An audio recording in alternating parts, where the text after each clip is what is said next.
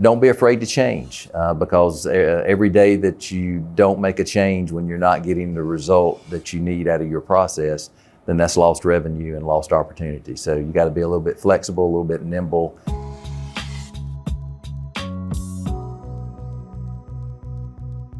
Hi there, my name is Nicole Lozon, and today I'm sitting down with David Little, Senior Vice President of Enterprise Sales for Comporium. David, you have been instrumental in leading and building the digital agency operation, Comporium Media Services out of South Carolina. Today, I wanted to chat with you a little bit about some of the challenges that you faced in your career, some of what's on the horizon for you, and just get your take on the digital media landscape moving forward. Thank you so much for joining us today. Thanks for having me. Yeah.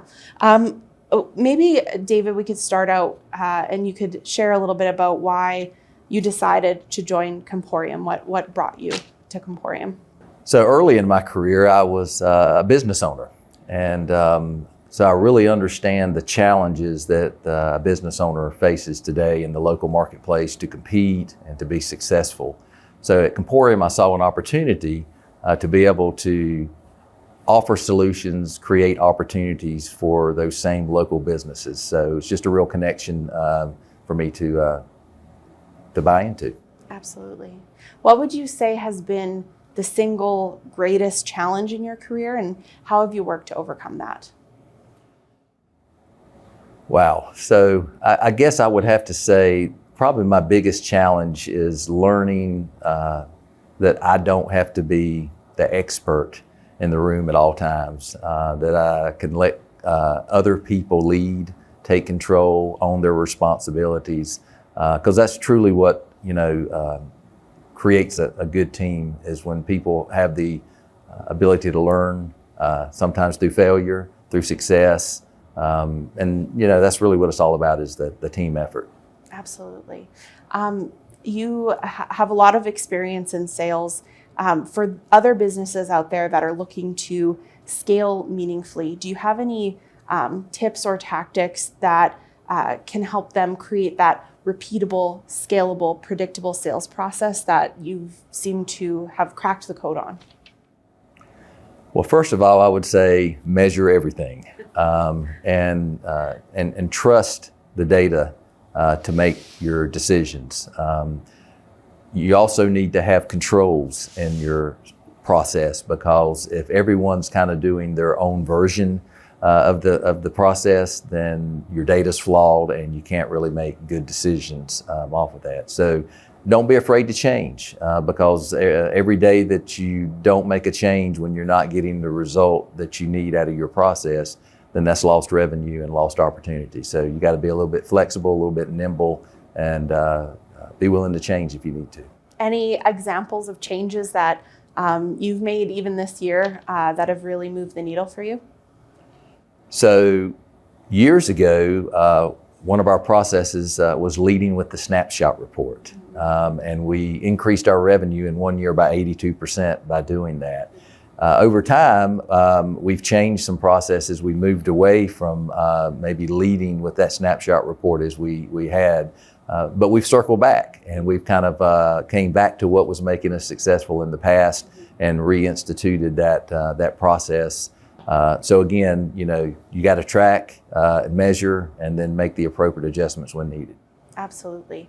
What would you say is your top tip for lead generation, attracting that new customer and being able to convert them and bring them into your ecosystem? Well, it's important that you understand and know your ideal customer profile. And then you need to really understand how to bring value to that customer.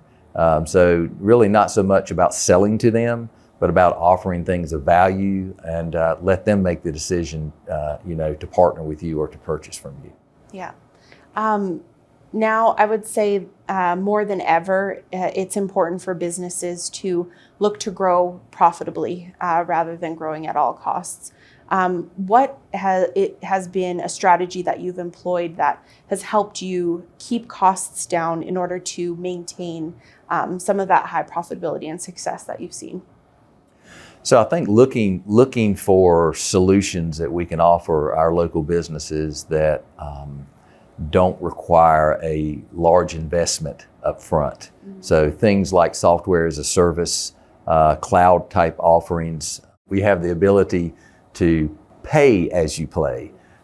So turn services on, turn services off. You don't have a huge investment in the resources and the hardware and things that it would take to put into place. So really looking at the ability to offer solutions with low investment on the business side. Yeah. And for the businesses coming up or local businesses out there that may be listening to this and they're thinking, where should I be setting my sights? What does David Little think is the most important thing on the front of digital marketing coming up in 2023? What would you tell them? Where are you setting their sights? So I think understanding what your reputation is in the marketplace, and then maintaining that and improving that, because you can have a lot of different solutions, from advertising to your website to SEO, but at the end of the day, no matter how great your lead generation tools or your awareness tools may be, if your reputation is not stellar, then you're just basically going to send those leads to your competitor. So I know reputation was something that's been around for a long time, but it's still probably one of the most critical things a business needs to understand and to manage if they're going to succeed. There you have it. I would agree. Thank you so much for taking the time to join us today, David. I really appreciate it. I hope you all enjoyed it. Please don't forget to like and subscribe to the channel, and I'll see you next time.